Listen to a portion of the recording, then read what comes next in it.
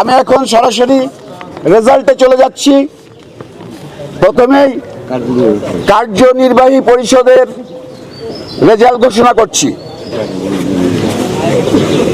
মোট ভোট সংখ্যা 570, প্রাপ্ত ভোট 475, বৈধ ব্যালট 434, বাতিল হয়েছে 41টি।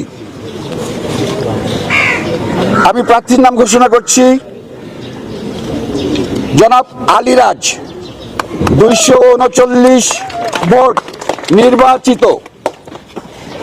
ইউসুফ খান 110 vote. KF Saudia Rahman Sadia Mirza 177 vote. Chunnu 248 vote পেয়ে নির্বাচিত হয়েছেন।